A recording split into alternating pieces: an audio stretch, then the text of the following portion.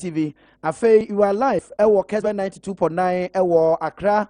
Ene Nempotemo. Nti won kra ene Nempotemo a. Kessben 92.9.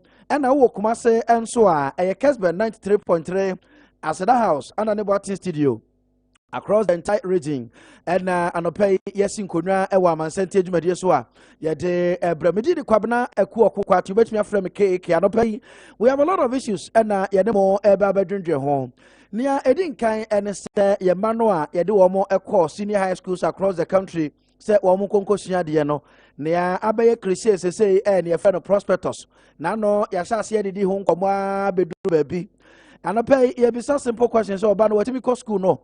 Ana se prospectus unti onya grade A school, onya grade B school, enya de akoda no etimi kwa. Den tia no pemasa raise set issues no se. Awofo no bebre complain se GS directive a omo ene headmasters no enkita hode omo edi ye no. E look as if se bebre ho anhye da enko form ye. Na se yanhwe no ya handle sa issue we ya.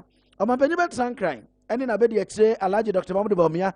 Ene Ghana penifo betran so ye free senior high school but be no na enkwada no enam prospectus aso ankre aya hahoma hata so niema ene dade ahodo nti no na enkwada no bebre entimi anko school na san so a emmo afise titi ye free nkron ketuwa mu ene obia wo Ghana ha bia ne nim se untimi sesa wo hyebre ewa bra ngomasua enka ho. Your destiny can be only changed ewa bra wanya opportunity na wakosua de enti anopai yebeje munsusua kakra ewo ho. Obetimi adwone mo Facebook Kessben TV na students no woda so ofie enam prospectus enti untimi nkoi ana sai ena esitie obetimi ede o message no aba ko Kessben TV Facebook sisia na fabra yebekenkan ni nyina ede amamo ebese ye sampling opinion across the country na yebisa say unya admission ewo school we na prospectus nti untimi nkoi. Of course yenim san kora ne bia akodo a omasha asesua de ba do wo ana wo yofo ana wo ohwefo a situation no say anopay mejima dwenche ewo Facebook sisi a Kessben TV na ode aba eno ye issue number 1 a anopay yejima dwenche ewo ho.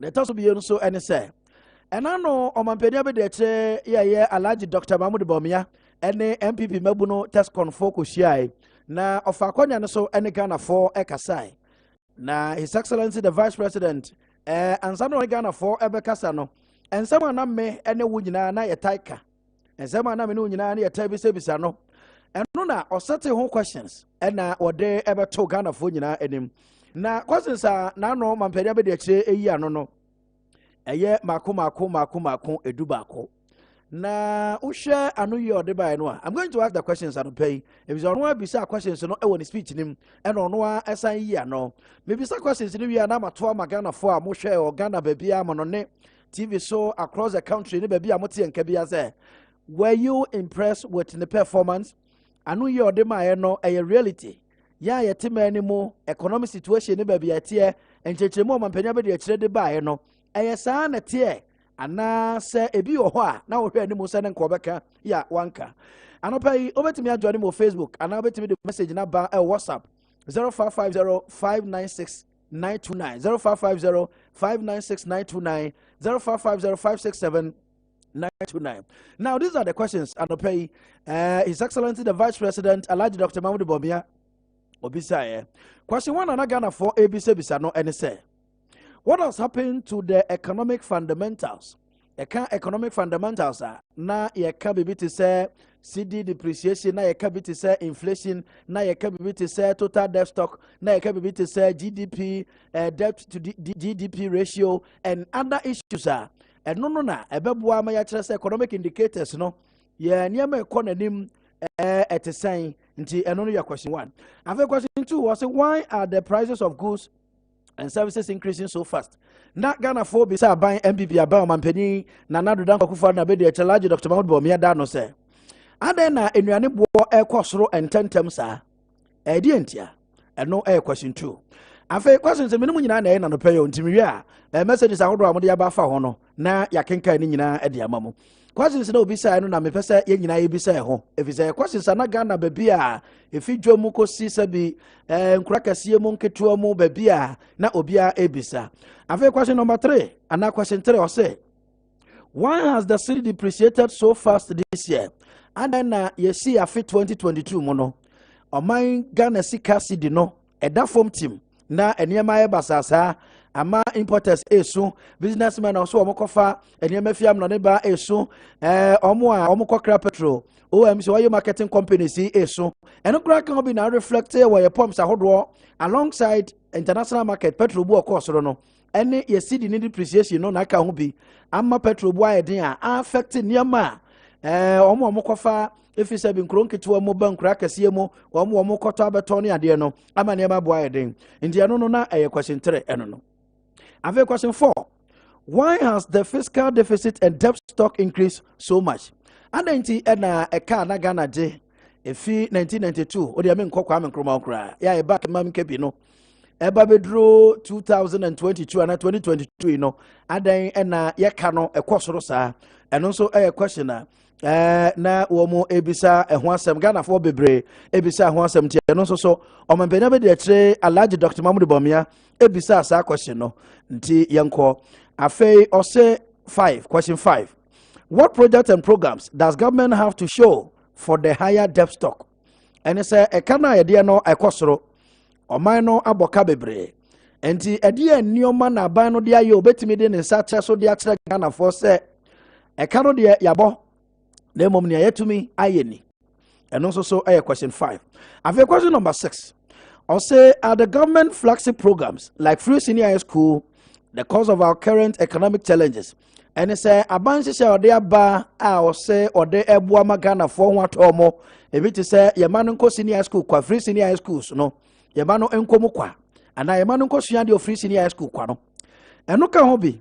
na ama amamuo no economy no emu ayeden ede aho kira ba fi se na ebi susu se enka omampani na no a omukọ pedua ase na finance minister mampani dia asam share na no na ebi won susu ebi se enka ba no hwe free senior high school hoye na enko review no bi ne se bia enka yam pege no se unya grade we kosi grade we ya ana betimi akọ free education ana bia category A schools no ho de unya admission ho a wo se tua ana se wo sika nsise bi mra sa se o we ntua ne de nti review ho no aban was silent aban ka ho asem nti question na omampanya be de kire bi sa ne ho na no na ono ansa yi ano ne se free senior high school policy no ka ho bi na ama eniema mu ayeden e wo Ghana ha question number 7 was how about the promise to move the economy from a focus on taxation to focus on production and say election 2016 and eba kwa bibi aban eka ho asempa and say ombe move Ghana economy no from taxation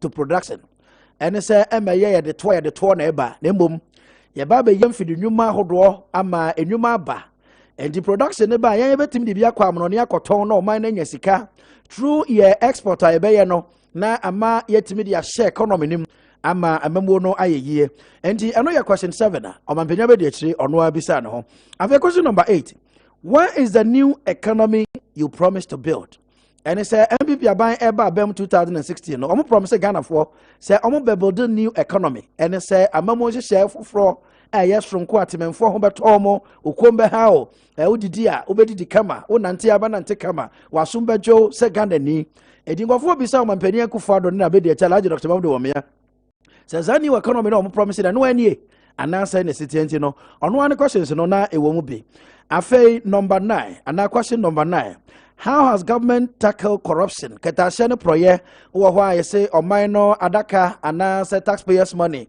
ya ajeje kogu adaka nim ana dia kwato consolidated fund mu ana ajeje gu ho say yemfa mo ama membo no ntuo mpon ana nkwa nim no yesi we yedibi nsicha ba na ba ne de gu akwa mu okote ketashene proye eno enso so obisa ho asem ave question number 10 what has the government done to relieve the suffering of Ghanaians and it's economic hardship aba ahochire ho aban MPP omampene Akufo na be de Alhaji Dr. Mahmoud Bomia ebe take you over from 2016 17 18 19 20 2021 2022 no edi enhyehyɛ na aban na ye sebe ya Ghana fo ahochire wom ene bra Ghana fo bre no yebetimi afrimu na enema tumi ayeye edi the last question question 11 Alhaji Dr. Mahmoud Bomia setting onwa bisa na owia odi anu ye ntoto so no how's the government solving the current economic challenges how is the government solving the current economic challenges then say baby a tesesi a Ghana ni bia esu se kroma ese ahokyere ho no aban no so sia ode agu akwa mu a ode eyi sa ahokyere na free Ghana for so no say enesite sa akosama akon eduba kwi ena no pay Amansan Ntie dwumadi so e wo Kessben panyi trase ne afa adwe no medin kan ba ko ena mede we so aka ho ye ne mu nyina ebesi nkonwa Professor Akuoko Kwarteng wuto eye dean no graduate studies University of Professional Studies a o penin power journey ano pay afei CEO edema public sector reform Mr. Thomas Kusibuafo enso be journey ano pay na economy no de ena no tie o mampania be de kira o se eno ane wo a wo hwem TV so ene me a mete he ka say young Ghana for en economy nankasa no efa ye ho so reality no ekeka bom no ene say na in summary sa question se du ba ko a o mampania be de kira bi say nyina no ye beto ebu ase awurowura mu nkakra no pe fa question 1 na ya hwe answer ode maye na ya hwe question 2 na ya hwe anu ye ode maye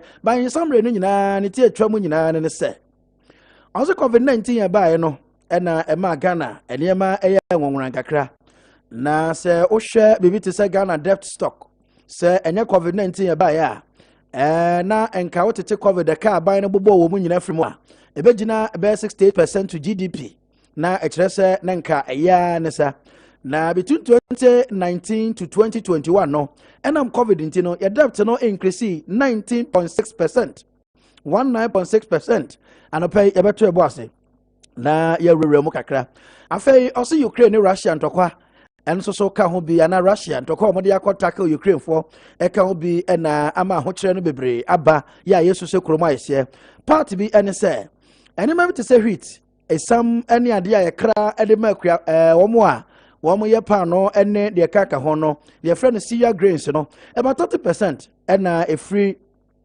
Russia memu ebo memu and is our hair nansan pa no boy den eno mo de kaka ho a 30% afa bi to say fertilizer and also so if Russia ena mpempi no ya de bra akua for Ukraine na eba and also about 30% wo mo tokwa ni na bi nkobi ma if is a man remfi say we ase man nyina mpeni for de so ato Russia so say wo ntimi enye business bia enti affect Ghana and also eka ho bi afa okan bi o say iron rods aye na de iron gate ni de kaka ho no about 60% of iron rods any metal sheet no ye import from Ukraine and in tokwaka ho bi na ma ene wo a wo sifie wonim de make bogra proof no ne iron gate ni ade no ne bo ayedin afei ye manganese Ghana yetuo no so emu be 20% nso ye de call Ukraine ti eno nso so de asie no ye ntumi emfa enko anopa ebe wuram kakra na ya jimpanifo hodo enso so adwen on the issues na yenkoti o mampania be de kire Alhaji Dr. Mahmoud Bomia ebra na ode nsam no etutudwa no ema yenhwe kakra ye ba ye beto aso obetimi adwane me live sisi o Facebook Kessben TV na wa share ma onua nso atibi yenkoti Alhaji Dr. Mahmoud Bomia, Vice President of the Republic. Yenkoti ni kakra.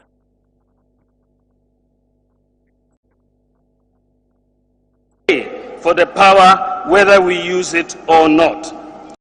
We were confronted with a banking crisis, and not dealing decisively with it would have meant disaster for the economy, as the entire banking system, in addition to not keeping up with the excess capacity payments for energy, would have meant throwing the country back into the new bout of doomsday. The government of President Nana Addo Dankwa Akufo-Addo put in a lot of effort to turn things around from the situation that used to be when we came into office in 2017. We had only one mission: stop the decline and make things better. Together, as a country, we proceeded to fix the economy. Our assessment of the fundamentals will be based on the evolution of these variables over time. And economies, I'm looking at inflation now. Countries and economies throughout the world are experiencing severe challenges following the COVID-19 pandemic and the more recent Russia-Ukraine war. The pandemic, which started early in 2020, resulted in the greatest economic depression since the 1930s, with most countries recording negative growth. Supply chain disruptions and the rising price of oil has resulted in the prices of fuel going up across the globe, with petrol prices doubling in most countries. In fact, in the world today, the highest petroleum prices can be found in countries like Hong Kong, the Netherlands, Zimbabwe, Germany, Israel, and the United Kingdom. Ladies and gentlemen, the global average cost of shipping a container has increased from $1,446 in 2019. The global average cost for shipping a container. Okay, His Excellency the Vice President of the Republic, Alhaji Dr. Mahmoud Bawumia. And the reason is that you know, and say COVID-19, a home so and ama which no akaria sinyina ama Ghana so aka yebie and Russia Ukraine war no and so aka ho bi and baby o man ebegina with respect to economic challenges no ama yaba abedro na oma comparison bi or nhweso bi ana toto ho bi ebai na oka inflation rate ye niema entotomo na ne bo peja na of our countries be nine bi now the analysis including Ghana ka ho ayinum over USA and what 2019 no na o show inflation rate 1.81%. According to February 2022, na 7.9% with increase of about 4.3%. UK 1.79 2019, 2022 na 6.2% and just a increment no 3.4%. Avoba bit say Nigeria, inflation 2019 na 11.4%. 2022 na 15.7%. There's already more 1.37%. Cote d'Ivoire, Almighty Cote d'Ivoire 2019 is 0.81%, 2022 from 0.81% to the Pejako 4.6%. There's an increment of about 5.68%, and Ghana so 7.9% 2019 and a core 15.7% over 2022. There's an increment, you know. And also so yeah the no ekwa anymore. And it's and some na no pay any nyina si enkonya. Join your Facebook says here. Na two issues are there two anime. Yani wadwenkyere ewo ho. Dr. Mahmoud Bawumia reason or the ama with respect to the entire which raba COVID-19 Russia Ukraine war. And your man eco free senior high school no maybe start simple question say prospectus nti what me call and I want me inquire what me kwa we a parent to your word or concern say two issues in an pair but major one no Dr. Mahmoud Bawumia's economic presentation or edema nyina afei o can be the farmers as abano di guakwem as say why sebaya economy no baby agina sese no enema be ma mentie no and I nyina ntie ne ria na yahwe issues no na real. We had to address the depreciation of the cedi. It therefore called for an appropriate fiscal adjustment to address the fiscal rigidities and ensure that the fiscal targets for the 2022 budget and beyond were met. Basically, we needed to cut expenditure and increase revenues of the magnitudes that will allow us to be on the path of fiscal and debt sustainability. Our assessment is that what we are facing is not a financing problem. And so we are not just going to go and borrow to solve the problem, unless that borrowing provides fiscal space to undertake critical reforms on the expenditure and revenue sides of the budget, as well as increasing economic growth. Government has taken the decision and announced revenue and expenditure measures in this regard. This include, on the expenditure side, the discretionary spending cut by an additional 10%, ongoing measures to eliminate ghost workers from the payroll, renegotiation of energy sector IPPs, prioritization of public sector, ongoing public sector projects over new ones, pursuing reprofiling strategies to reduce the interest expense burden on the fiscal, 50% cut in fuel coupons allocations to government appointees and and political heads and political appointees a moratorium on the purchase of imported vehicles for the rest of the year. On the revenue side, we have the implementation and collection of a revised property rate, implementation of the EVAT, rollout of the simplified tax filing mobile application, prioritized revenue assurance, compliance, enforcement packages, and no duty, no exit from the MPS terminal at Tema Port. And these are all very significant measures and critical steps in the right direction. In response to the increasing inflation and exchange rate depreciation, the Bank of Ghana has tightened monetary policy by increasing its policy rate by 2.5% from 14.5% to 17%, and increased reserve requirements of banks from 10% to 12%. The capital adequacy ratio has been increased from 10% to 13%. Also, a new foreign exchange auction for oil importers has been implemented by the Bank of Ghana, and this will help reduce volatility on the foreign exchange market. His Excellency, the Vice President, Alhaji Dr. Mahmoud Bawumia. Now, there were a lot of questions who say, Abayba and Waboro Skapa, but the Huni or the so it was part of the question, sir, or Satia na Oya no. But except I pick from COVID times, Sika Banya, and Sika Bana Jije, Nomini Adiano. Of course, about to about your main speech, no dear. But the Antian Kakra, with respect to Nema Sika Bano and Yano, or the Yama Ghana for, especially during COVID. We have paid the bills of some $1 billion annually in excess capacity payments to keep the lights on and to keep Dumso away. We have reduced electricity tariffs cumulatively by 10.9%. When the previous government was in office, cumulatively, they increased electricity tariffs by 264%. We have reduced electricity by 9%. We provided free water for households for a year during COVID. We provided free electricity for Lifeline users and a 50% reduction for other users for a whole year. The electricity tariffs over the last 5 years have been the lowest increase for any 5-year period over the last 30 years. It's just been remarkable. We've doubled the capitation grant for basic schools from 4.5 cedis to 10 cedis, 10 Ghana cedis. We've created jobs and stopped the freeze on recruitment in the public sector. Hundreds and thousands of people have been recruited.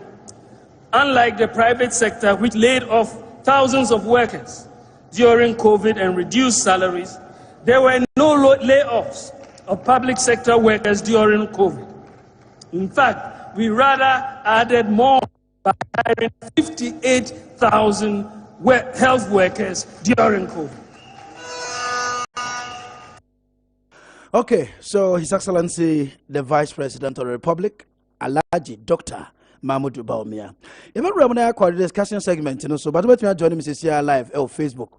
Na onso ashama unua onso so ehwe no na wanya kwan e de message ahodo no aba quick one menko ka messages ahodo amode aba no kakra on Facebook na Yamra Studio na fei Hall of Wisdom CEO Public Secretary for Mr. Thomas Subuafo for Atenase na issues no nyina na ekeka bom reason na omambenya be de akire edema wo no oye kuani anopewa fa osekan eda wokentem wa hye okurukuru Wellington boot onam utwitwa akwam no nsuo toy hasuagu edi umpese hasuo beka ho kwafuom na wotie me ode o hands free ahye wasom woni namadum ana circle ana enkran bebia na Ghana bebia na wotie me oto television ho na wohwe Kessben TV anopai ana bebia wo bia wotie radio oto cam.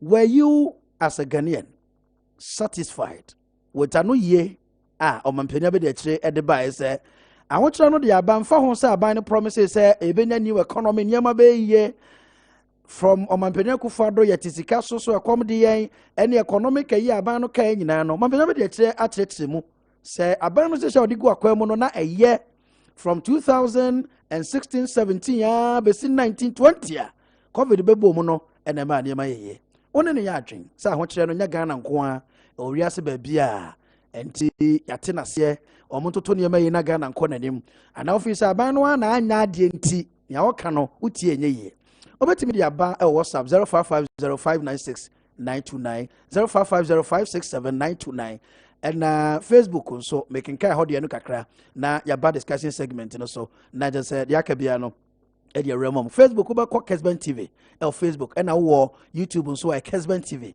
join me sisia na yankenkan emamo honorable Sule Bobo or say good morning honorable Akuoko.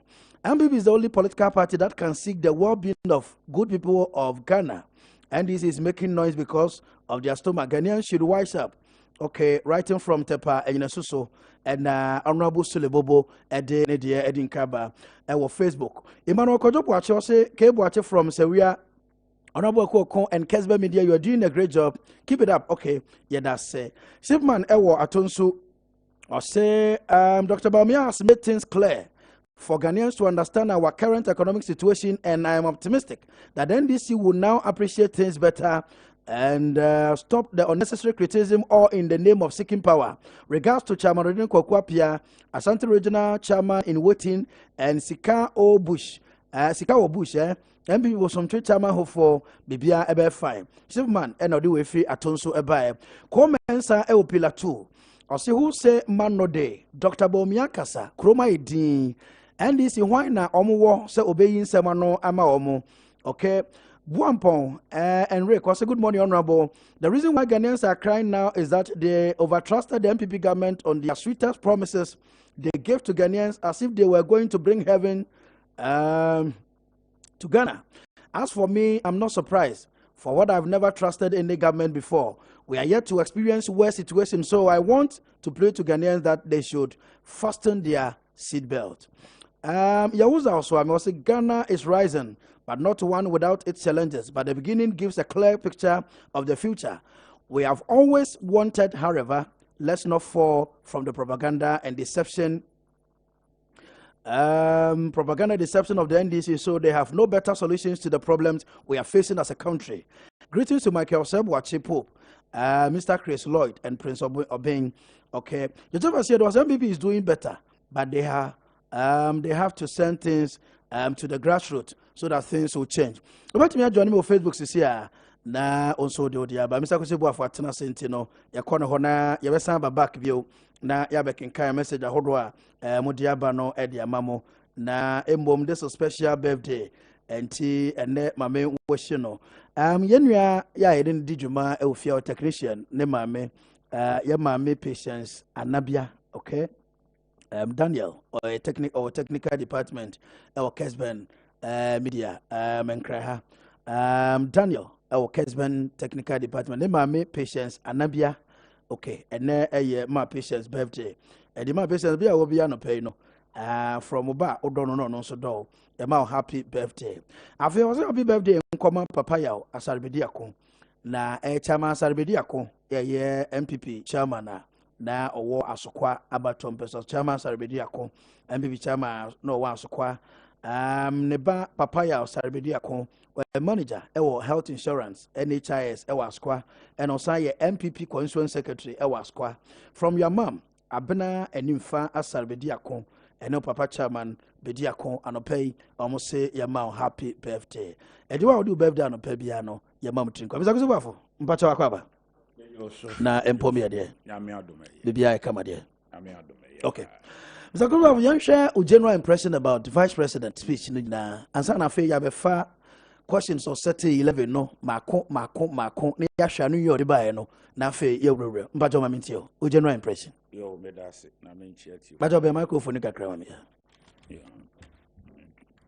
medase na menchia ti fo nyina wona o mo ye hwe Kessben no mo so eti Kessben the mechanism the vice president His Excellency Dr. Mahmoud Bawumia waborn homoden them they cobrofuma he was splendid spot on and a free Omanya reassurance. Yes, Omanya. Yes, Omaye or reassure Senator so ewo or factual and or support to the discussions, When discuss Ghana situation, in a vacuum, or support with facts and figures. As usual, said you changing the dynamics of the face of political discourse and discussions, or presenting the sapepe. Se utu mira wachire esie. Nti upese ujidi anase unyinia. The facts are there for you to verify. Ya ubeti miyaka se wedi obwa.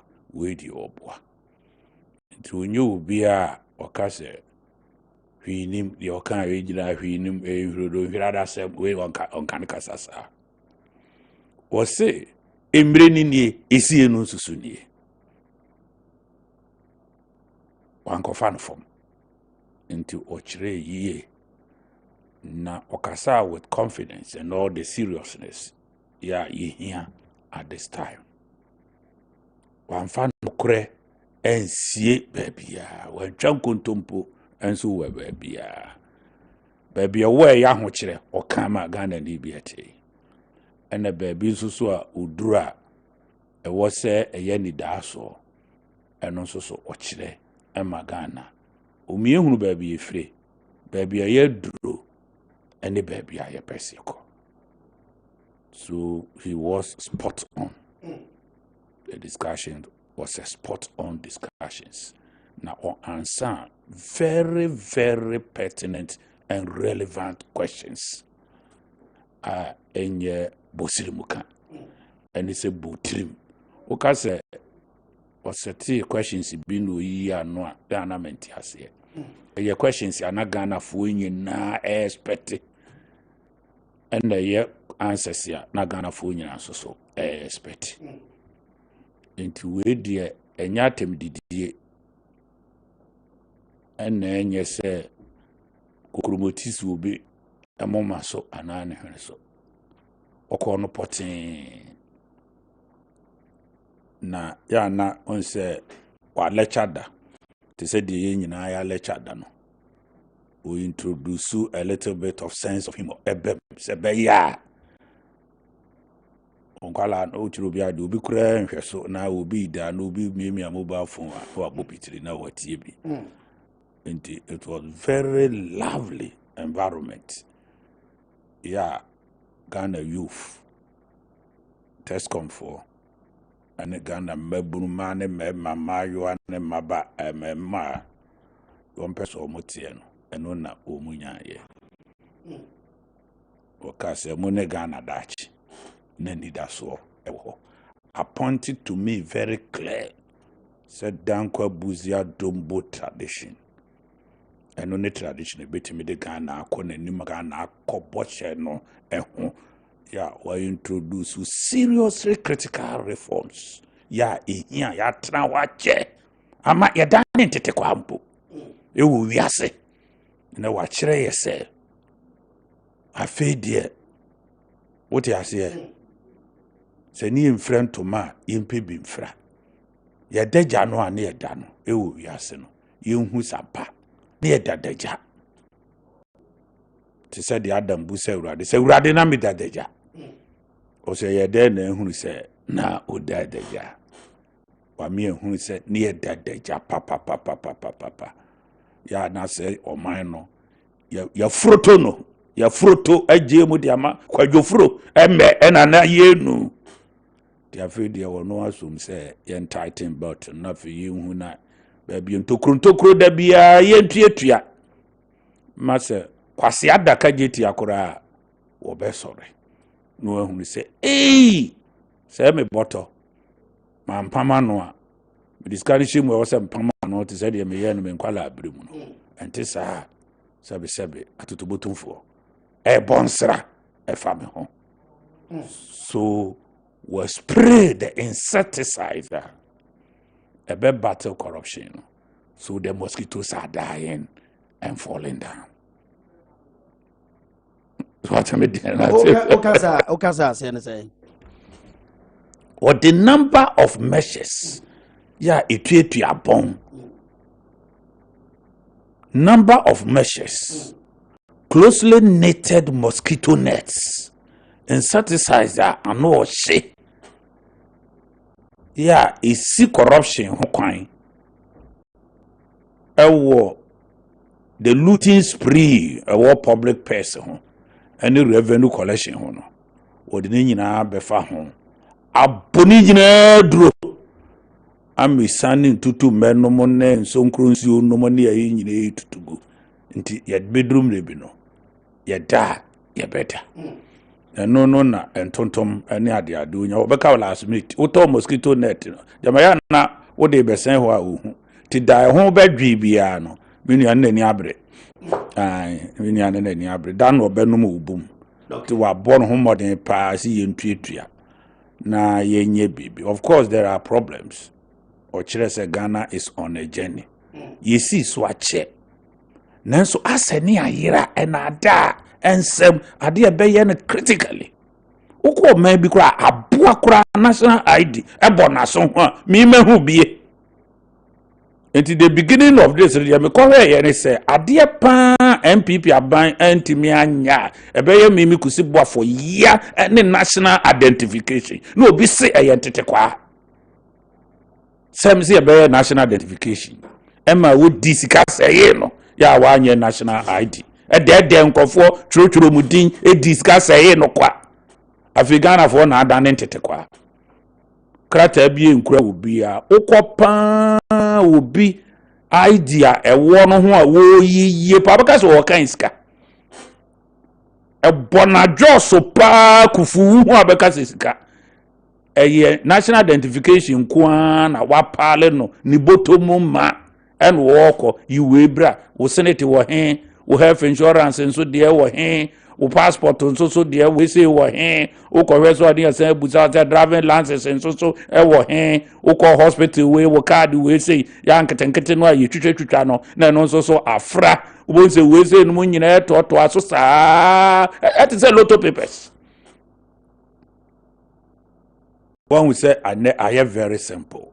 O national ID bon se ufun sukura naba enti Ghana fo ho ye fe ye ho enhaye ye ho toye ye ni bie ye ni te under His Excellency the Vice President Dr. Mahmoud Bawumia and His Excellency Nana Danko Kufuado enti te kwasem free so obi kraji so okoka o mete ha na atie wuduru ho no ma abofra bi si ho nya de aso nketenkete no bofre salo de tententen no uduru sa fie ho no mo a ye san ton koko bi wo koko wura no kure ni wona awire free a wo ti ase bofre no si wa no de aso tententen de ko na bofre no nso ya na ana obi atwa ato atwene a na wo tie afi ne upe location o bre o boy ya ne gura da mobile phone so afi ya wo ba wo nam so yo na wo ko na tu na ekosa te said the hotel prebi mo a de wo ko countries no so tu free Accra airport wa na ma distant to that country no wo ko nya na wo tesoko na gu ho na wo hwe ni screen na nim fe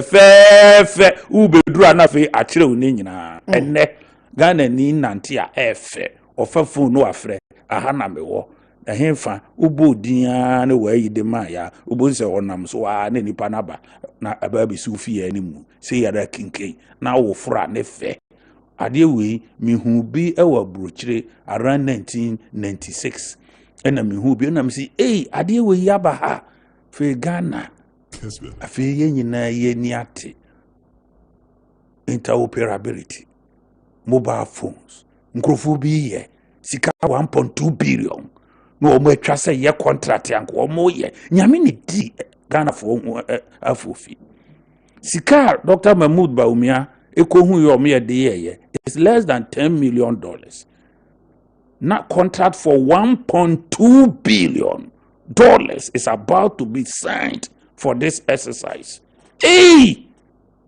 engrofo atwiyedi. In fact, we are tetekwa yo atetekwa ya pa. Ya rebie no ho wo wiase a husene atetekwa. no man dane atete kwa papa atete kwa ubodi pare kura di kura uhu nipa ba ko nimfie bebro be se nan ene kura no wiase a wonam do de bobolo do de aban ya adwuma do de ko hospital do de ko fie do de driver license atete kwa beni na sebe me kra ba kura me ko fie a wonam minimum date e wo no ana aboa na ntwie ba kura enimu date a ye na ntwie kura enimu date o de wo de bawo no anyinsan na chi iripa da sani ubusa na sada ho wa kohwe me na bi sambre no influencer sense mbre so Ghana nya independent no na medi be saboso me miense bi atete kwa nyame na Ghana fo emfa nyame dimu na nado danko akufo adoase ene Dr. Mahmoud Baumia no mo nkankyere ne se kana ya yira na mahu yen ni hu ofin na modware yen ni ate se preko na modware yen sebe ni esia pro motwitwiri ni edadaja na mofra yen ntoma ni na egu abonten na modi aba begu dem sebe ni ehihye kukwafuo mu na mo aboa yen mama yeni abie ankasa ama ne mabere wakura tie Amansan Ntie atwuma subua ofafu anu afre me kwabena bre me kakra temo anu onye mfiri mu no ode ko ya kra do wase kwabena yesi adande odi ase wase kwabena bre wase kwabena medasio ni yesi adande afem sabuafu yamra mbe ni no so Dr. Mahmoud Baumia questions no onwa eye ne Ghana for ebisa onwa eye so obeyi no first question what has happened to the economic fundamentals onwa na oka kire o mampani dada John Dramani Mahama was simply so say when the fundamentals are weak the cedi exchange rate will expose you now or refer to say economic fundamentals which have to do with inflation and other things say a weaker will exchange depreciation with respect to cedi ni dollar ni pounds ni euro no ebema usika na say ntibema ye hu say fundamentals ni weak and then I see under MPP Dr. Mahmoud Baumia economic management team head or say fundamentals ni strong and so yeah that's who cedi depreciation but you say yo medase where economic fundamentals are a year inflation. Kessben. What the can be currency depreciations, interest rates, balance of payment situations, including current accounts, capital accounts, primary balances. You know, many acquire church. Sanema we say no. And no natural the foundation of every nation. It is a fundamental, so not it says in Nipe Yaria. Unhunu na kumada. Unhunu ne hra so da. Okra wakuma se unhu da. Si e yachira. Ukidi ni se unhu da. But who collapse nko de aye. Wani su briwa se unhu. It reflected our inflation any aye. Na niema mienu ne say economic fundamentals. External factors and internal economic mismanagement. Niema mienu we ne say no. Ni mienu betimi aka bom ase no. Ena say internal economic management ni ye good crown pa. Utra nyeya. Global economic development and so etimi say no emani ye etise nipa wa ubetimi abo bra bi e de ayare oti ase amena ye nu wawu ena bibi nso betimi yakum ya enye wa betimi rensa destroy fundamentals ya making wonam ho nso so obi betimi de ababo tirimu akun obi betimi de cabo obi betimi de abobo ya abo obi betimi de bicycle abo obetime nya car accident enso bia na fundamentals ne ya you me nua so ate ase enso so na women's manage onkoboro nsa onso wo enti e wo mienu enti wo ka no waka ne ye enti no offer free evolution no say yen hwe se de na siti ankasa ne e manage economy no ankasa as MPP any internal management from the internal yeni etocho mucho management of the economy ne hwe ade ne emesi ko na fe yen hwe what we can do afe ye wie ne hwehwe se ne ma no wie a ne akɔhwɛ se baabi ye duro yi no efiri hin ene baaye entu kɔ no obi daka akwa nkyɛn a enye ka na abɔ no a no no na abu ahwe Kessben what you say en konkrudu se ka abɔ no okay eniema mienu na betimi a ebia wa boroa na wo yare a na oduru hɔ na wo hwehwehwe ka no a nani so biri no na ne yare bi aba no amu ni ahwe ana ka bi ana sɛ abubu ya bi na apia no enti eno ne yɛhwɛ enti ye behwe evolution no ne yɛfɛ economy no ne yɛhwɛ se die city up to 2019 even 2018 no na Ghana economy ya manage no very well country no run for the past best 30 years ni enya trade surplus da balance of trade surplus ma menkyere mo balance of payment in mu kakra eno ne yede hwe eniema okoton na brochire ene niema onso kofa ba ye balance no ho ye de kwa accounts what you say ye wia ni akofa receipts and payment interest ya wutua ko man bi interest nso bosi a obo ye wo mo so obi abo wo no nso tua bre wo Ghana for koye consultancies ya ye di etu omo ka abehwie agu Ghana mu onso de wutua de wutua ma foreign firms bi transfers bi say yesi gold no ne oil we telcos aircro onso de awaye no wo ho ye no nso so eba into receipts and payment what you say actual physical merchandise items say mo aye kofa nkoko aye kofa koko aye ton gold oil no ye fa no balance of trade na kofa receipts ni ade ya me kaka ho ene ade ni nyina ka ho a uka ni mienu nu bomu a ye frɛ ho current accounts na okofa capital accounts bom inflows by way of capital investment any adwapade enkrofo do musika ebe ye no ha ne de ye no ho any way sakini nyina ebe mu a any transfers omo ede ba bank ya bebie any way say no ne sa ne mani nyina no aya capital accounts enti ne frɛ no you know kan nyire ebo mu afi na wo best track balance of payment you know mfie pete ni balance of trade no na ye your friend say deficit MPP be so mu balance of trade ne ma e kofa ba honestly let me tell you I register trade surplus even COVID time yes the last time I don't remember Mahamadija e ho no na balance of payment no and as a balance of a year me bobodin no na wo deficit what you say na wo deficit no ya na me ne wo kan emu edin pa yi na deficit no a ewo no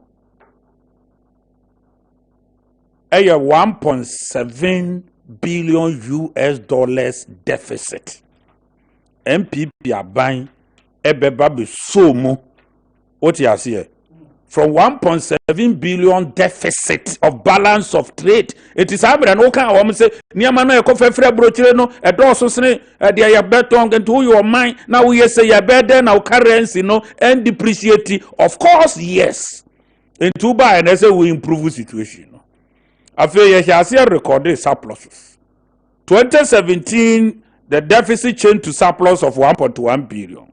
2018, it changed to balance of trade surplus of 1.8 billion. 2019, it changed to 2.2 billion surplus. 2020, COVID peso, it moved to 2 billion, a little over 2 billion surplus. Now, for 2021, COVID data, 1.1 billion. They said the anonymous Becca Tremono. Said the surplus. Nagana who bid that. Unya surplus sonesa. And a neighbor more building reserves. Ya woody kushi currency. No, so no wonder. Ghana foreign reserves. Sikaya debano. A move from 6.1 billion. NDC a pencil. So, yeah, 2016. No, you don't remember Muhammad Dija, yeah, no. Emma Akuoko drew 9.5 billion surplus dollars. Ya Pompiagu as MPP are buying 9.5 billion. When Ntie adie bi e be free external abano a every year no e pese shaky city no me na so atiase ye wo bi ta ho a ye be push into the market. It is out here say wo kasa aban se yenko bie forest sales to bulk distribution company o mo ekofa oil no ba no ye mie wo mo de ma wo no mo meje wo mo dollars enko kokra fan o famra na dumso etuntwa enti no obi predator ye say dumso obeba onumso o munya dollars ni bi ye popia gum e de ama wo. Okay, yes, enti aban si yenko yi 2 billion central bank no dollars out of your reserve no ayenya no wonyi mu 2 billion enfemra wo yi 2 billion bakura aka 7.5 billion. It is still bigger than what NDC left in 2016. Kessben. Na yen sam pompigum ye pompigum kakra bi kura ye de be hanya mu hwe de dollar no NDC di no situation netie na ufi say at be 350 million no ayede ba ye no last week nko ayede be hanya mu no ne ye pompi drew 1 billion we be say we are returning to the exchange rate before ye na mu hu no ne ye drew 2 billion me nua say na naka na sidi na hwe dollar no a me nua sika ni di o sika da bange no ogina mu hu kura wotimi firi yo mama amasa line ni nyina mu kotena fie mane ne koba ne debrafo na wo sika kura na anya binto met eba ene grofo bi ka o enye hu wo mo be short ne mpa yo ogbo ha ne say ka 2 billion no speculation no enkrofo na wo no ehu nka wo mo toto di ko gum pasele na wo mu di mika kiri ba beton wo yi dollar no boom no wode ko na na obi ko ya wo ko sisabie oko ye ne 7.4 7.5 1 and o fi na no me ba ye na 8 na fi adenti na 7.5 me say wo di dwa anopa no ngotwe wo ba no mienu se wo be sesa na san ba 7.4 7.5 na ba 7.4 what's adie na esie wo ko busa nipa no what's hwe abana $10 ye gum bebre no de wonje yana. Okay. Uti ho no waboka bum enti mo amowo speculators no ye no na mo de ye mo ayi no mo de fom team enti wonni mu a to mirika kwosesa na di ya next week so about $400 million ye besa pompi agum what you say na butu se kwase anko ana sebe o man kwan se o mia ni kuro be se nsu hia hwiagum no ono aso sunu no wosu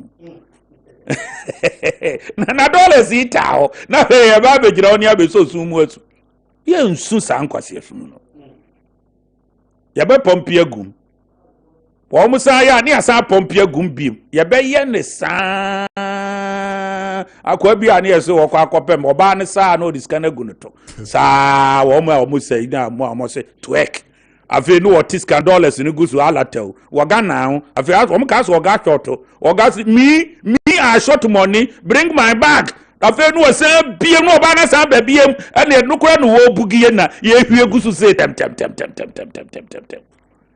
Afe no aka oga money finish. Was it no nya say yi afe my ye bag na sika na ba afe oba na say I am tired. I can't dance anymore. What would say the city? Okay. It is a speculative baby. A time ba speculators will crash. It is a one more crash. That's a dollar CD depreciation no. The factor pa baby it is say no a speculation. And one a speculators account. Okay. And the coincide there with time downgrading a buyer from downgrading no. The buyer and say almost say say honestly, me wo banker inti when you are saying this I na I so mo sunya adwuma ye na IMF. Okay. Pressure bi ba se yenko IMF and the World Bank ne ho nema. O ti ase. Etiema finance minister Kweka say yenhwe ni review kwan yen krofo no eye wo mo basis for downgrading no. O ti ase. Okay. Because you registered trade surpluses. You build dollar reserves. One say the city. Okay. Yeah, or minor inflation is also a more case air countries be bring so the echo. In fact, 180 countries. Ye move 149 developing countries, you know. And I know my year mark or say woman call IMF no World Bank. Semble no COVID the neighbor no. The buy and say be African Central Bank. Okay. The president will move. But it's kind of buy and one microphone could trace can goom on one more chair. Yeah, World Bank in Yabino, near IMF. No, I'm not me African Central Bank. No, I'm dying. And when this can come out, World Bank and then the IMF. More build the coffers. And one more PIS, young coco. And the answer here is said, there be a dear no the iron. Who could be our own fire? And why can't we take our homegrown measures? The infanya ni idea. And on the coffee ye levy, any honey men in a buy ya, near person, ye solve your problems. Niam call IMF no, because we call Wabano, no I am mere. And yet. So around that time, no unemployment on the average, it was over 6%. Homo we in the NABCO, any other didn't buy as an intervention to extend the national service period, you know, at the Ama youth, you know, and this butu beto yan. And ya be accommodate you almost. It would accommodate you almost butu nento and a boy. A buy African Central Bank number, almost say yay. Now moment ya over 60 said won't call IMF near you boldly. Only one moke cancer notice said ye no. I feel not credit rating agencies no aka say aban no near maybe near the one here one cordia o konso so IMF no be ma usika bi ya na no so enru bi $2 billion ya me bodi o de beto ho a eno na said their services anima we ni balance of trade e ho no ya friend balance of payment no ya wu tuatua sa anima ya make kan no problem ba ho a say sika bi na mo fetua na ma reassurance e dey ama investors no that reassurance no anu omo anya ntina fi no ma hase withdraw wo musika. Okay. And then microphone so shall see $2. Okay. It is a woman bond number toy and a time no so. Now what's a woman roll over and they say what treasure bill not time na so. Now see for interest and could can principal no so na say invest money. The drew our woman say Giaco. And the more for so much woman fresh no aba America and South America. Any Europe no ne Asia nintino womu so peja womu primary rate no monetary policy rate no yeah friend primary federal reserves ni bo mu nyina pejam American inflation hit 7% ubehu ni nyina UK so ne na wa wono so ebubu fa so wo countries womu inflation hit to ye be 1% or 2%. Some of them to say Canada no more number 1.5%. No, they are moving between 4.5 to 7. The US may hit double digit. So government taking measures here. For the first time in as many as 40 years, US interest rates will be hitting 10%. Wamo inflation will be hitting 10%. Now if you are fast maba. And no basa. And you may be a Uber import to a baby minua. And also so inflation in the bibechino. Russia and so the need abe womb. Wheat boy trim, fertilizer boy trim, countries in the more, free, Ghana no mudija. Container shipment. If we are seeing supply chain disruption. Niama walk off a belu print 2, ship insurance, a costro, can't take the break COVID restrictions, tinti, okwa measures in a tough Ghana Kurania will be, it in yes over to me a bahakwa. Into Oba, a fair container, no. Oba Kokrano, company nuclear cruise down or was a COVID. Lockdown was you. Container no crow and workers in Goofy, any pen goofy, one a below do a yamau. It is Uja Brebre, no beer. Shipment non quano.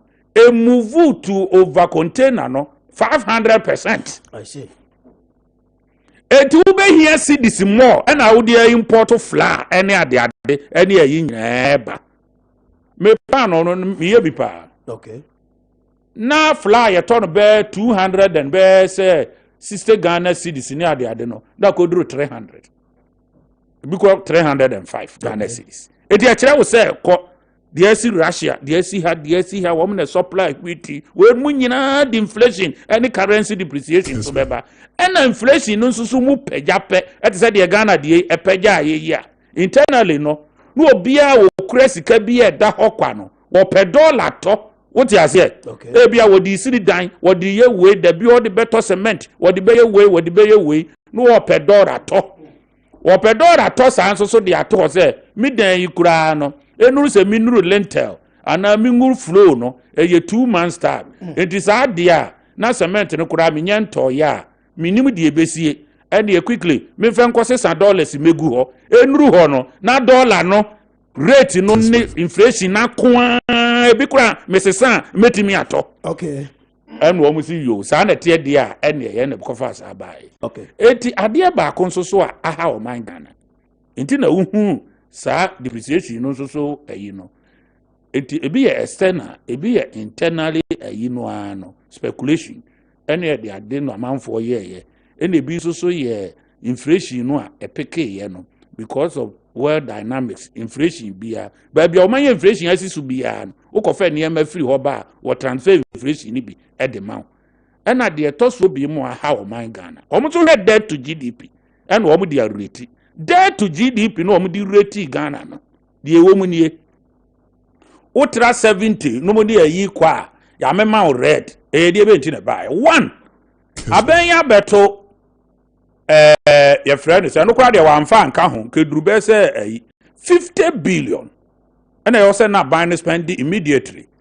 1 banking reforms 25 billion as a buying spending and this ankrofo musika call local bank omu tihia and you mutu ya first alad mo frefra bebre beka e cover consolidated banks no ba ye ma banks bebre because a bank iguo enti 25 billion afedi etoso ya ehu ne se NDC time no temu adum so ba ye no menua wo mo accord ye power agreement bi na power agreement no enkrofo tisi kodufo meso etwa be wo mo dane wo mo ho so se ase ye mu won entu ko hwe agreement no mu a course bi shem wo mo se eniema no a mu be produce no power no ye hio ye betua okay na unim mame fa no wie ye hio betua 17 billion Ghana cedis and abeto so enti si ye nyi sa agreement no emfiri ho a eye kotobe kuma enti na vice cars afibia no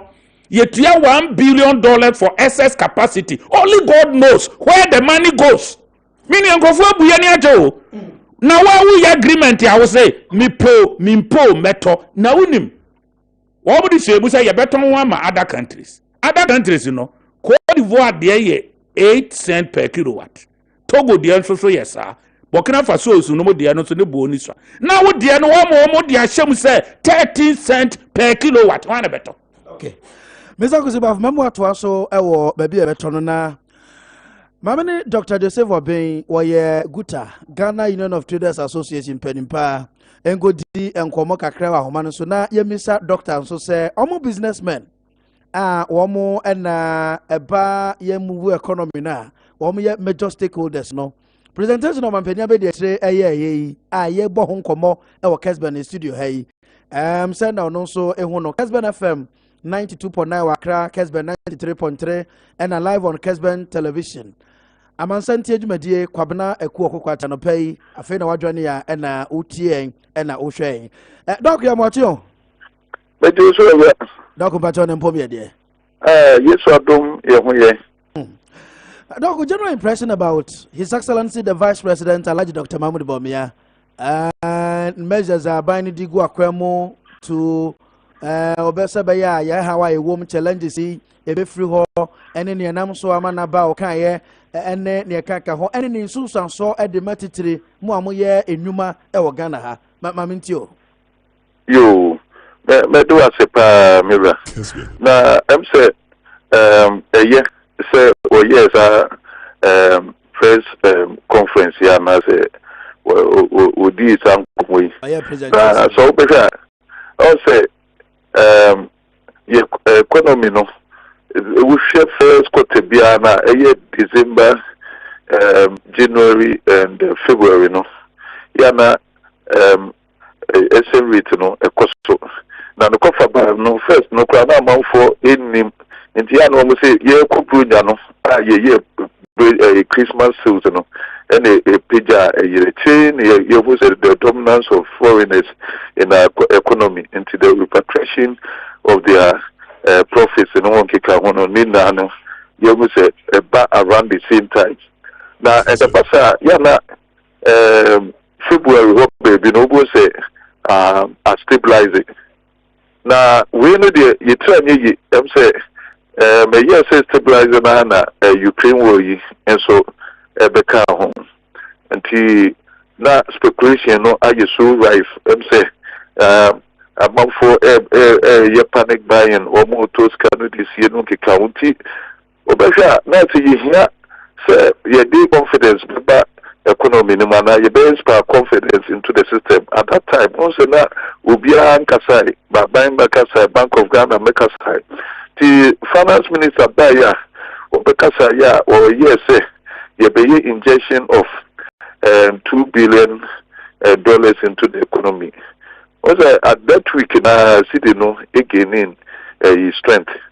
And on a basic by sona president and so beto aso vice president and so abba one also abekanede na what it seems vice president e dey no bekan na say no na here and they say what seems what the kofa depreciation na by what no go sit na feel mamia so the economics crowd food intia we no buy na obi say we improve na what I say issues no what to say this is the way forward na say what so say we need the warrior na say also inspires confidence into the system and it may additionally amehu ane say boy yen so we shall this year dollar no say the is done this year reverse not take place it say sa nkutamudia yempenimfo ni ye so da no finance minister there ene come vice president obi enu so economic management team leader no also aba no bit no kuntimbacha hono besa ye bisa obi okakra o say near after presentation no dollar no any cedi no say gina say o hwe outlook na ebe kosan eba ye eba form kakra yeah also medical catcher say I don't know we shemu pa na your talent the depreciation forest and your talent no doubt about it okay. But now it's being fueled by speculation you know ebe your rife sana na for panic buying as set in na man for to scan this year all this kind of program plan you here I be too kind then move you be up top now we distribute some into see now a do time and be able to now the pressure a better some more now it been also talk the DJ Ankasa as we invest in it as a trading and now president finance minister Bekasa say omo injection of 2 billion. Omo ankasa so edi omo practical solutions e kwan omo befa so de aboa omo sacrifices bi omo ye no nkeka wono. So that time na generate confidence into the system. Na afuga wo say ma nya ne ntem no man first ya come back and I say you need teswa me ho betre me it stabilizes social. You know, see the new gaining strength. The same week na finance minister Bekasa, President Betwaso, and they say Vice President on economic management leader, and no Abekasano. Very important. Just Bekasa, no Kasa, Nudia, no Akasa, any GDP, and no buy and what I didn't know far by. I do so do so. You will say, I will be able to say, yes, we may be you know, by what a choir or more fast with the asshole. It will also, as I inspire more confidence. It is now we as a written here, say, what's a choir could do bear 8.45. What's it? Maybe I'm a press conference, I'm catching you see, can adequately by 16%. So, okay, I wouldn't make your interview. I'm just say, you started a year, no, 6.4. Eddie Bidu baby never 7.6. Tonight I depleted by a team is up as a Asako stroke could do 8.4. No, next you see cannot depleted by about 25%. They say I wish you what's a big 7.6 on my to say a descending. Oh, now about Koso, see a Koso, now ye inspire confidence, any hooper. Now you manage speculation now. You beat me see that them. Ave young measures abano esodigu akwemo to bring the economy back. And it's economy ne be akwa kudru no niema pi atoto ajeje mu kakra enti enra na no presentation no hwe ya ordinary pi na to dem so bebre ho edoso de bi da mane metimi ambobo bi so but ni so pi ho a so do ani de kire ohun say de da so and it so mom say say my main traveling and co etika kra ye bu man no enye de na ye binya no talking say it do tell me about what travel minimum time I will start here and trade for you but so what we will say do tell me the economy no Mr. say 2004 that's what with me muyi now it do tell me we say Rollins time cry what I say let's tighten our belt that time na yeah, this is a big be a 4 3 and buy a do baby will say, oh, let's buy the bullet. And I do baby, I'm so my penny for was say, let's swallow a bitter pill. And then one can come meals. And so it do tell me, I was a Yako, here, Musa said, and people for that Birmingham said, well, after you almost up to COVID, and the Ukraine war, it is almost manage or modi. Na basana na esi na no ye sacrifices enti government no lead way no ya na me fe so mo aba out to say see ade ni normal times enti ya me anu yes when it ye no mo me ya ntiso enti wo mo ti so sacrifice wo mo pay dem ni wo mo allowances no the count say the essence no say they are taking us along so they say wo mo no every kind at the corner, that's what most of 3 years are yakan in terms of so you get to be a you baby of what you na ye new taxes be a bed back to say ye live in ye compare and one to come down ye na ye be soon near your boy. I say, Menuakasa, Menukasa, a try you triano crown, a yoku be paid. That's about so it's potentially no, Nipa 13 million. And a potential tax payment payers. But we shall not less than 5 million and yet me identify more umutia. But let me can research me book effectively. So one more that a GRA for reader so far the Bumutimian scatters in fluent about 1.2 million people. The person a your own faith.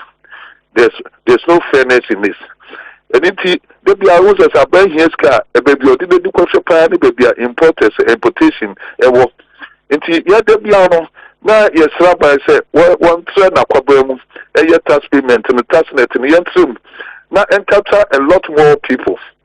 Inti you come as you see 2020 and me started to me input to a budget and say want to say e-commerce because that has been the new norm. It taking over the traditional businesses. Once the traditional businesses here you have fixed address. It is here a doom makola any income tax free. It may be a so.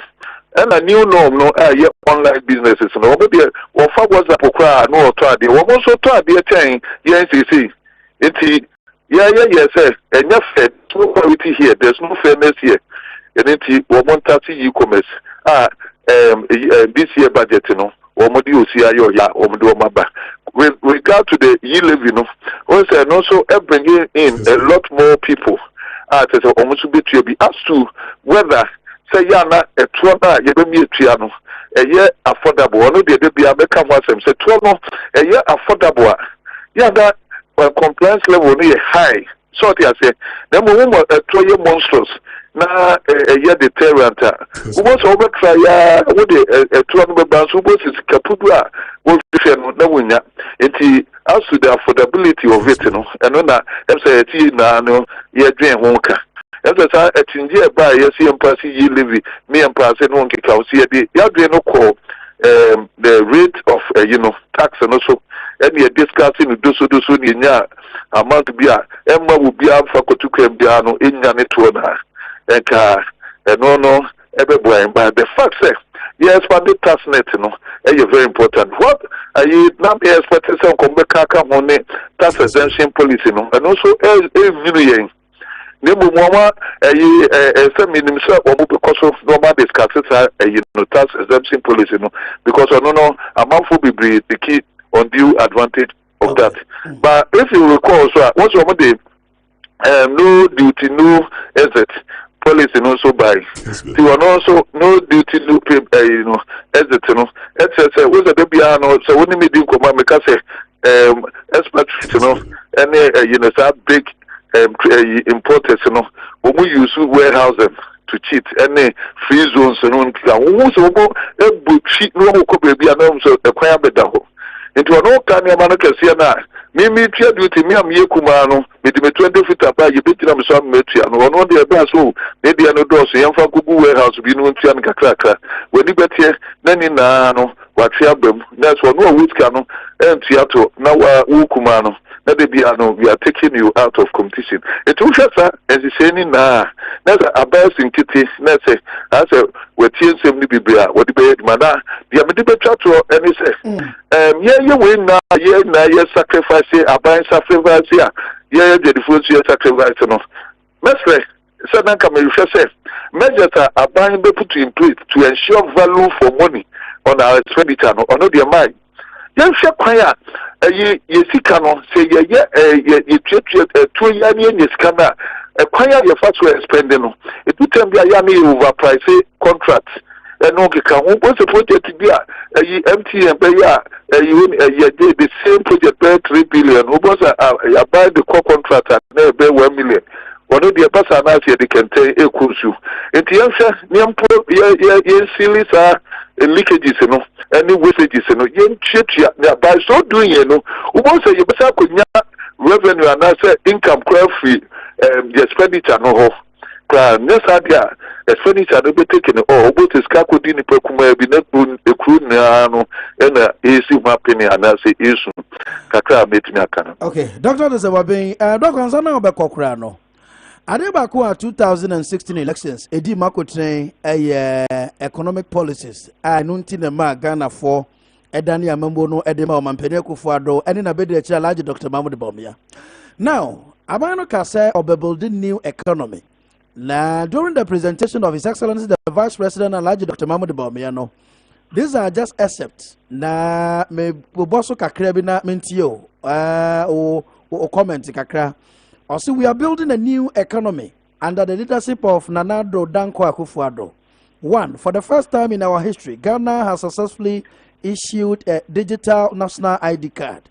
2. For the first time in our history, Ghana has digital property address system.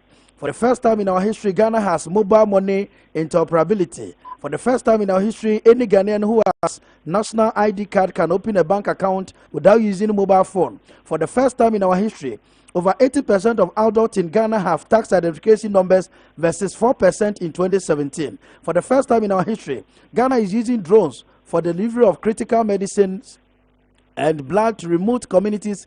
Ghana now has the largest medical drone delivery service in the world. For the first time in our history, Ghana is implementing one district, one factory. Our government has facilitated the establishment of more factories than any other government since independence. For the first time in our history, Ghana has paperless clearing of goods at the port. We have digitalized the process of passport acquisition. For the first time in history, Ghana has digitized the process of driver's license acquisition. For the first time in our history, Ghana has implemented the Ghana Gov platform, a one-stop shop for public service delivery. For the first time in our history, Ghanaians can renew their health insurance membership card from the mobile phone. For the first time in our history, Ghanaians can apply for scholarship on their mobile phones. For the first time in our history, Ghanaian students can apply for student loans without need for guarantor. For the first time in our time or history, Ghana is implementing a pension scheme for cocoa farmers. For the first time in our history, Ghanaians and law enforcement can find out the insurance status of any vehicle on the mobile phone using the motor insurance database. So sa bobo ya. Okay, can you now bomo or just say a building new economy? Ghana economy. Quick comment on that. Na fan community. Yo, say, well, this is what we call modernity. So I say, my Ghana picture and to say any modern nation in the West. And also, you free trade facilitation. Trade facilitation, cost of doing business, time of doing business, and ease of doing business. It's hard to get things now. About the preacher, to a different level altogether. Okay. First, move and will be direction about stock now. Then. And dispatch motors and all will be because of the address system. We're moving near Manamano, and so we are going to Soprana, instead of boy, will manage about the here where you want to be rely so and never far back in the will put it here with Pusikada too. In Nano, and Yama about the facility is of doing business, time of doing business, and cost of doing business. As I said, a bit pushy economy to a level amount for any no also Sanima we have question and then yet be the same road. Go for making also aka at the advantage politically.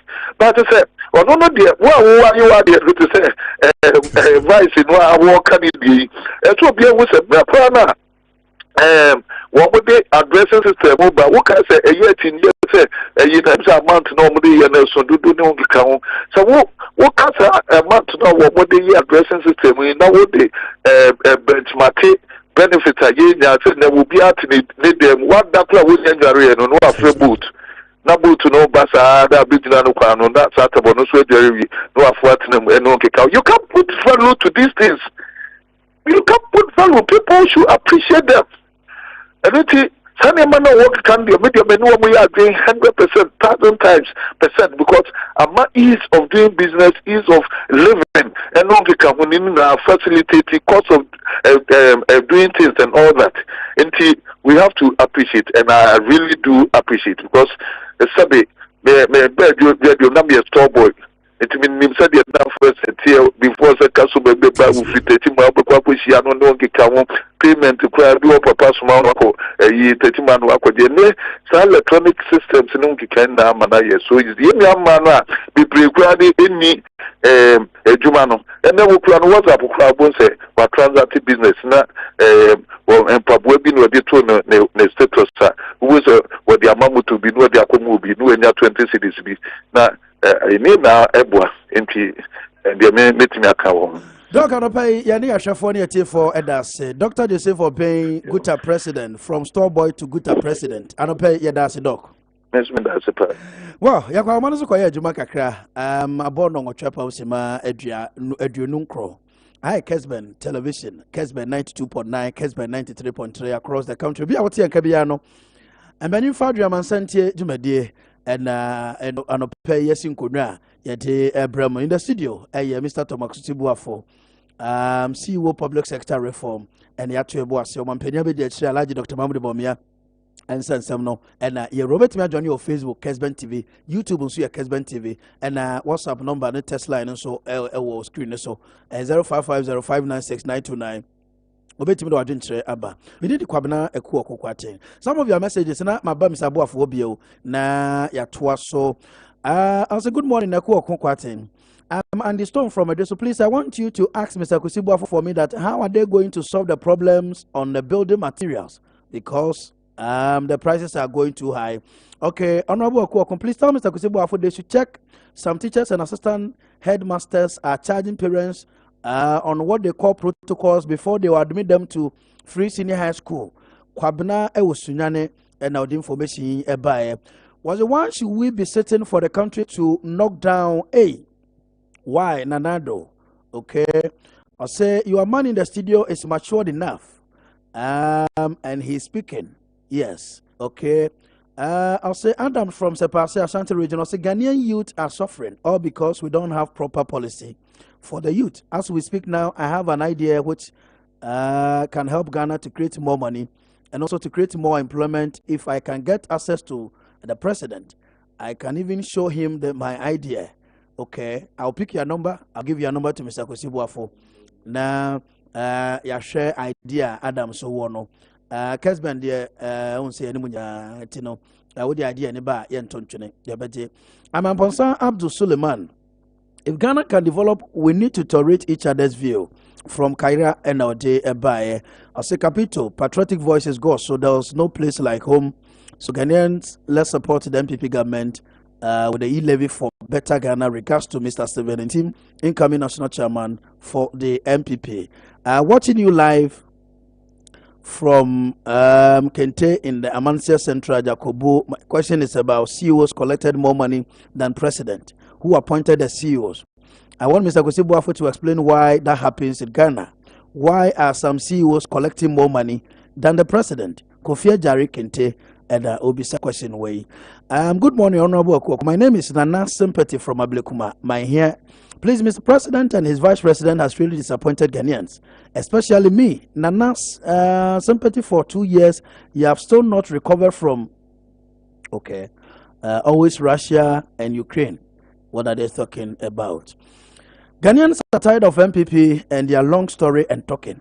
Asante AK, iconic inside Tepa Senior High School. Greetings to Believer inside Bekwai. Okay. Also, good morning, sir.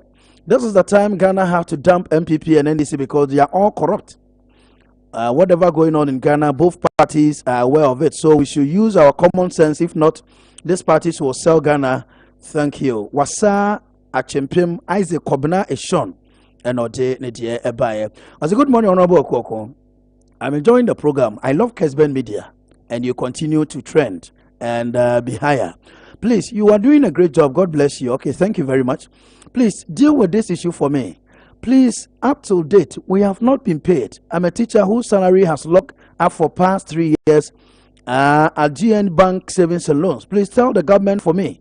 Or they don't want to pay us. Okay? Almost you know say be war court, you know.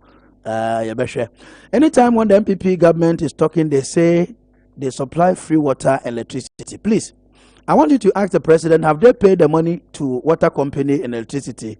Joe, Ewo Edra, and Obisa question. Good morning, Honorable Akuoko. In fact, this government has really disappointed all Ghanaians.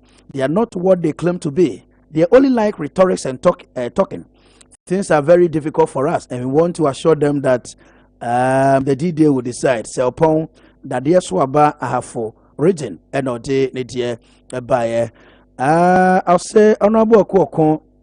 Question 2. The price of goods and services are so high because of consistent in increase.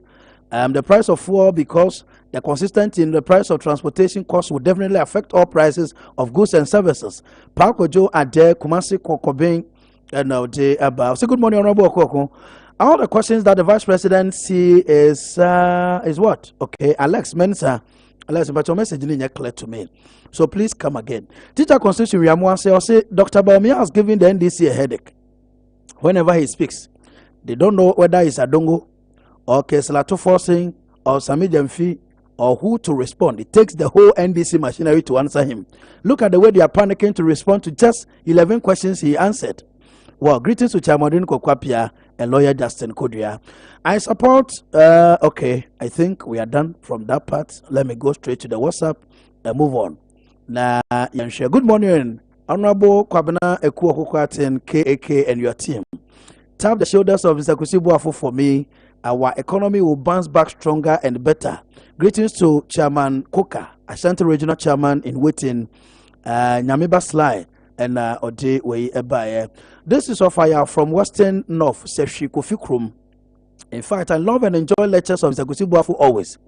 But the government should stop the malams and individuals who buy and keep for and sell the dollar, because it also runs our cities very low. Okay, malam funa omo black market no.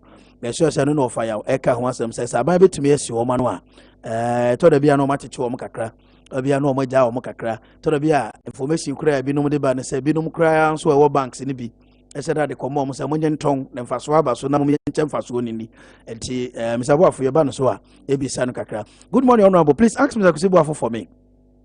What's the fate of NAPCO trainees and when will they be pay us?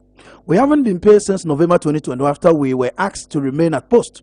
Vivian Ewo Bongo and Obisa question ye and pay Amansan Ntie Jumedie eso.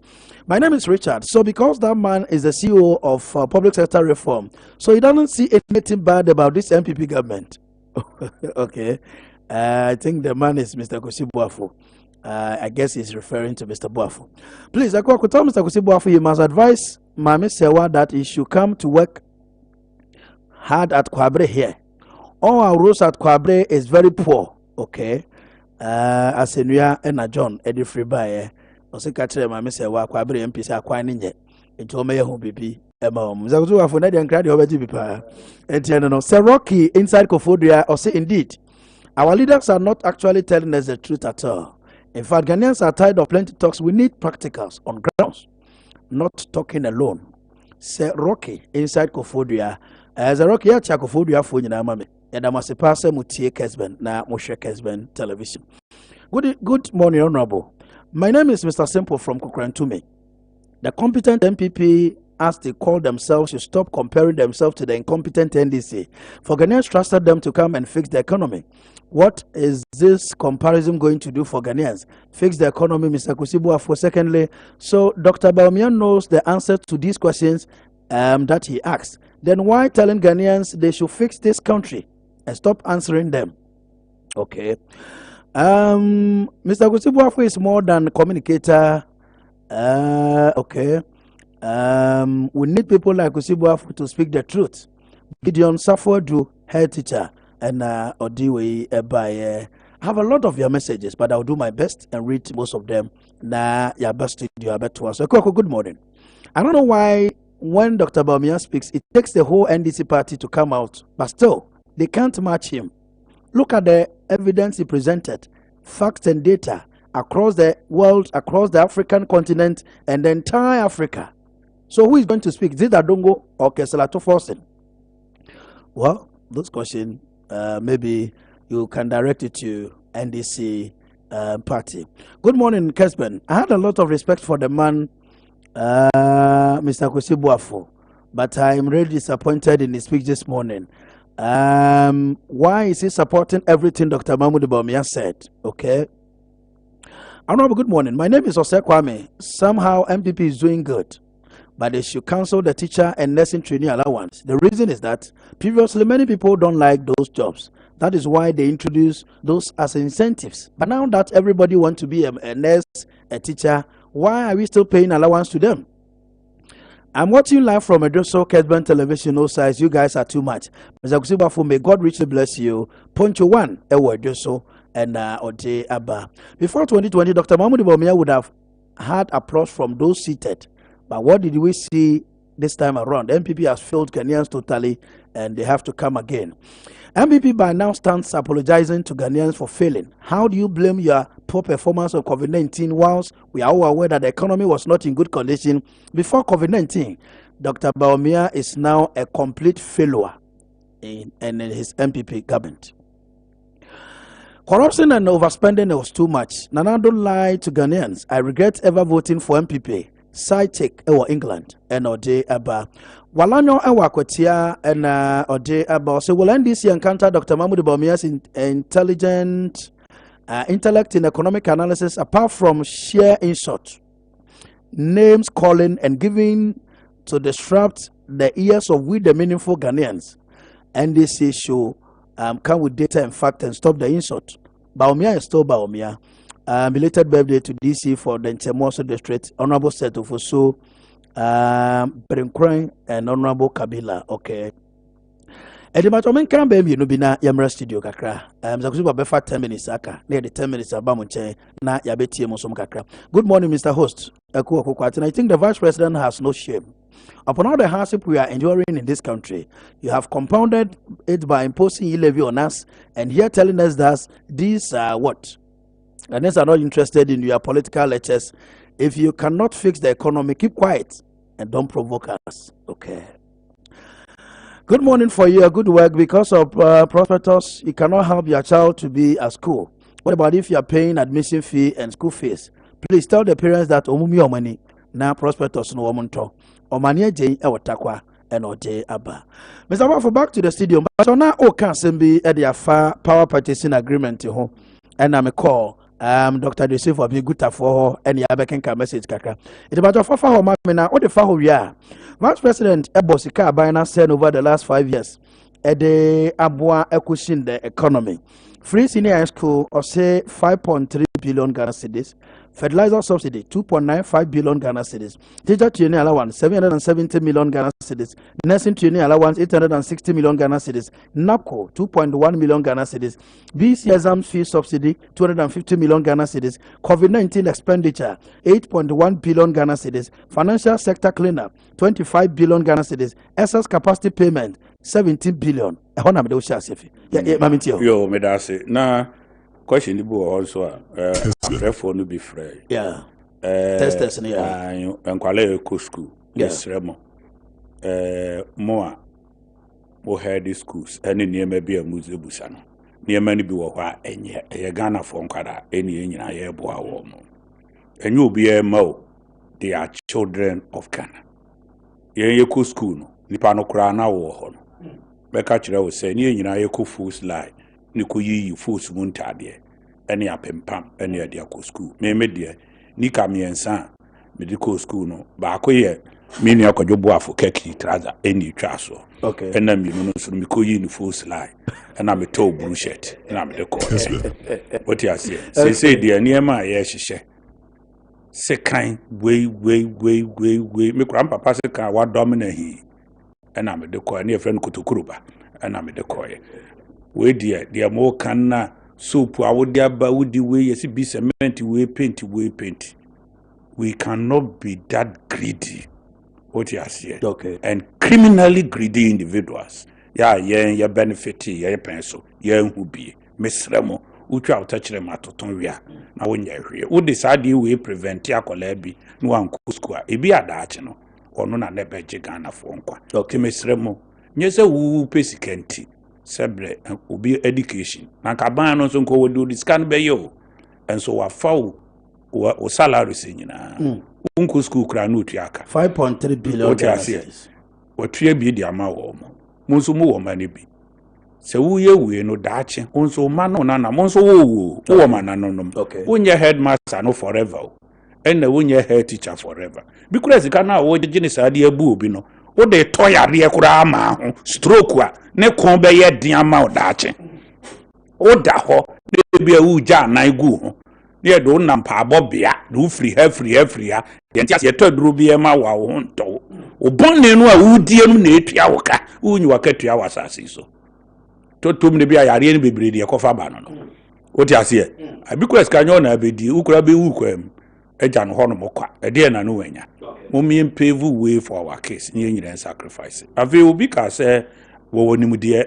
na wo hu de wo be wo hu na no opa ban no on say yi levy ebe ye the element bi a shemu a eno ne de be empower ngwala no okay me amaso e kra last week me advertise yi bi say afei ne yɛdraw framework mea na meyɛyɛ ya masediti me send no last week me consultant obedi develop framework for the institution of National Innovation Challenge Competition. Okay. Me will be develop framework na mame. Okay. Na me diama Ministry of Environment, Science and Technology and Innovation. Okay. Na youth wa mu benya nimdiye no ene ade ade na direct mo. Enti na ye right so ka se be hu mi sekuti bo afo. Yeah. Me de makoho. Me ama so ye no $2 million ya to. Ye de be ma wo mo. Ya kora bia wo nimdiye a eti se bie. Ni ma ye bida.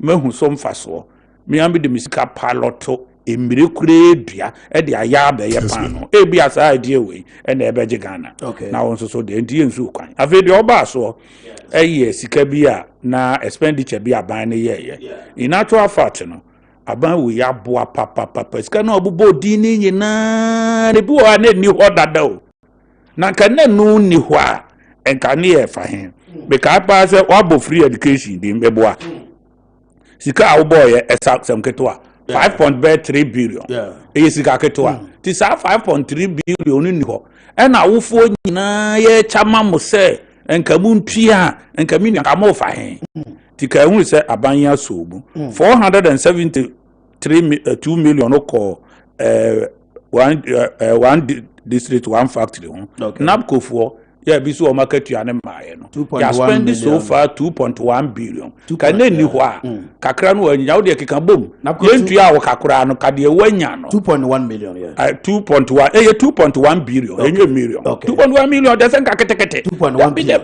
This state tobacco crowd here, and I will this. 2.1 billion, and yet, Ghana card, who here more may pay 1.1 billion. Abandoned not touching.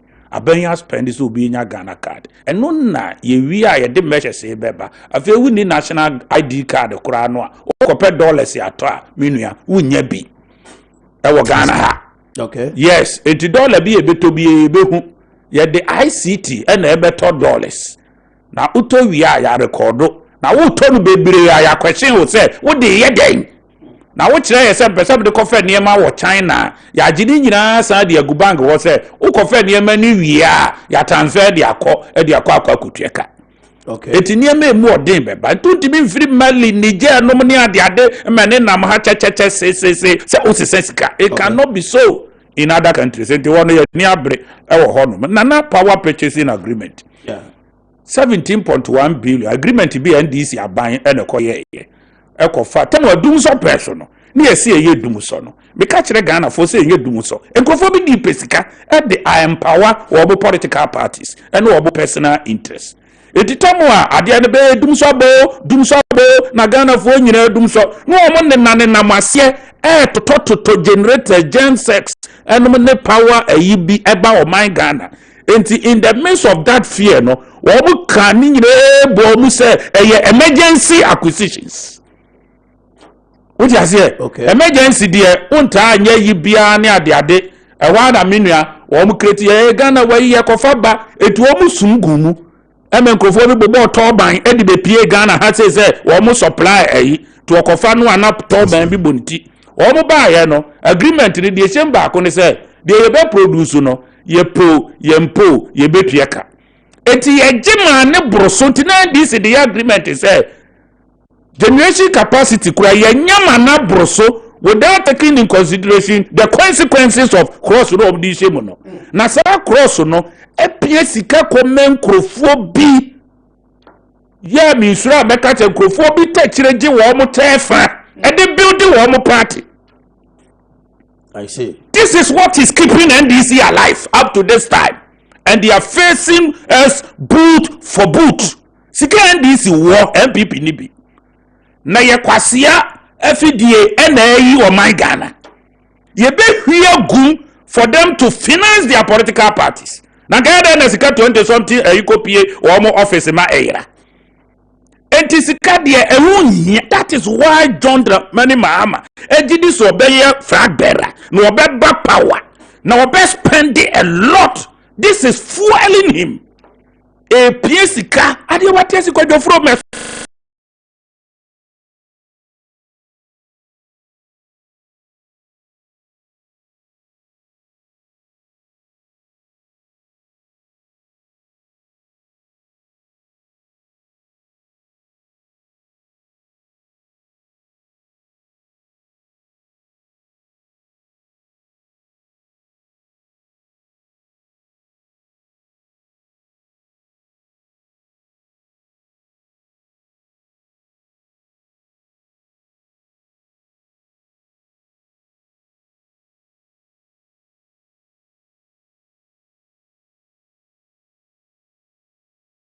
renegotiate a tebe from obi akura timbasa mpaye bumo enti mo mi antrase mi ti mi tutu afidie no nko ya bumo woti ase samre no gas no wo mo connect gas no ayi produce no e de supply wo mo nkrofo yi wo makofa wo mo aba no e ma de na water manyina no ye twetwam go and ask na ponam ka basem we be person ka energy minister no ha no abusa no enti ye de ensa ko share afidie yase busa hono bu mensa bunsu e ma eyiye enti ye tua 17 billion which was avoidable abeka public debt one. Banking reforms 25 billion. COVID did the 8 billion as abeka home. About 17 billion. Yeah, 17 billion yeah, a year kwasiesika.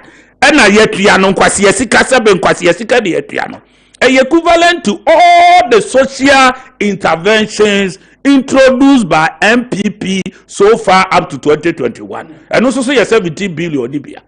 Now say 17 billion win sabe nye nipa boni agreement na mo ye ya mini akenti bi mfa free education at tertiary level. This is what we are cancelling. That is why we have hope. See about the economy no. What you say because and baby on the ekose ye no ebuo bi no obi see so ti no amunim say MPP de ho wo be ye mre enche kura ade wasuma fidie ene wo akwaya de sakwa bi ane maame so otonsa wasisi ni nsanom ena wo koton sanso so beto oto apetechi okope roba titi bi kodu ena odi ko wura ankura no ayede nsanu gumu no ena odi kodati fa sili di be wura ade dem ho enti so ahya de dem ho enti wo fidu puru ana famu abati sense ni nyuno no mo no so twe efa tokuro num enti maame da bia wabo akwa nyesika won wonko ba bia nso so say wodum dia wa connect yamano enti electricity bills amutuatua enyunu gu nkrofo bi botom na wosi etwetwam eno ne etwabu a wo mutiam kakaka etutwa ba akwa no mbo afu ara enu matwamu mu betua judgment debt you ada no moye say mu betua judgment wo mutimi ko wura mu say mukura power no mununum no madum somra wo mutimi ko nkrofo de ye ne mu hwe no mu betwamu a mununum no ene yesi ada na mko sense agreement no wo mu say ye beton ne he was the Africos 8 cent no aye todo wa Africos ro de kwaji ne 13 no waji mi se bi Africos waji mi anu aba beto ade 8 cent was me de me kwase anti me to free NDC aban ho 13 cent eno ni ade high ye be kan bebre but they did not treat Ghanaians very well. Mr. Thomas Sibafo CEO public sector reform na yamra mo nchen na yentie mo nsom kakra edi nkomo no bebre ye ne guta ye ne Mr. Kosibuafo yabobo ne aban no measures a osina ban by waye sika wa spende yabobo so nyina. Join me now on the telephone line 0550 922 929 0552 911 929. We are live on Kessben television, Kessben 92.9 Accra, Kessben 93.3 Kumase. Edubetimi a join yen baby a will be across the 16 regions no na yentie monsomo kakra on the issues ayabobo so babo dia na de wakan tempa amaye. Yeah, good morning. Good morning. Yeah, but how did this happen, friend? Katachi ya friend ya Amansan Ntie Asante Atimku Fadi ni Shabrosa so. Yeah way. Na me kiwi. Yeah way. Katachi na brosa so bakọ de. Hope ko ye take Kessben 93.3. Oh, Kessben damo. Na o wa Kosibuafo. Fa on satya na katachi so na me na wai. Oti ya mpacho yenko. Na me shia na papa Asante Atimku na de papa. Na dan ko fuwa do ni MPP da ban o mo yi bia mo men papa na me se I heard masters na teacher for no aya mo de protectors no friends ya o kan man te o se friends protectors no se den de no prospect o mo di cha kwara na ben ye fro mo a o mo yai so na ko fuwa do da wo ma bi e se ke ni mo be bia na oku akoba be mafa no admission any review so sense ka we na wo men na nti si for no this can dey no mo dey confirm to ko pina e di grade ni after nti e fere Ghana process MPP aban e ye pinche and the requirement na chama o dan Akuoko Apia e pick e chama for me but why not jump Yeah, chama eda say chama Akuoko Apia ejo so ma me call next person home but obrani so e 5 minutes na e me so ma jolaka at the sports papa bremontino mo ba na my intentem. Good morning. good morning Yeah, but odi dis ka say frame me ntio. the family give them support do ka so jama se yanda Mr. Kusubu Afo e wo jetimu de amaye ya na no pai. Good morning. Yeah, Gideon we live ntio. Yada na pepa on jetimu de amaye se utie semo kan ya e ndaso a MPP yada ma o my Ghana. Enti me koso aka pe yen koso anso ne mo pa enta mampanyeti obeya amaye me tia me director Mr. Broka. Okay, thank you very much. Next person, good morning. Hello? Yes, sir. But odi dis ka say frame. Ini anaya kata Tabora. Okay, Tabora Accra ambato ntio. Mame mo abaso na niwe Kusibu Afo. The company for mo kano kwaro wa MPP party ma papa we ka ho. O chese oni politics. O ya de para nyanko kunchira ne papa. O mo kwaso wa so party. Na yen chi man say ye ba no just ye suon. Ini ya Mame Ntie incoming president Dr. Mahmoud Bawumia na EFK lawyer Jackson Kobia na CNN Collins ya Mame Ntie Anthony Fuipa. Ini ya ye ka amamu unhihye ya.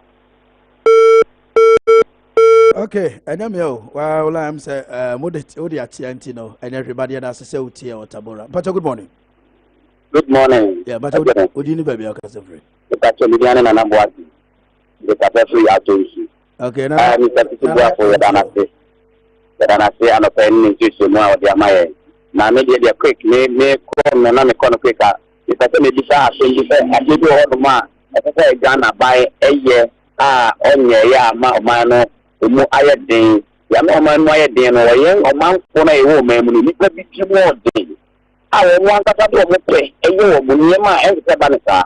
But the American say, you're too much more.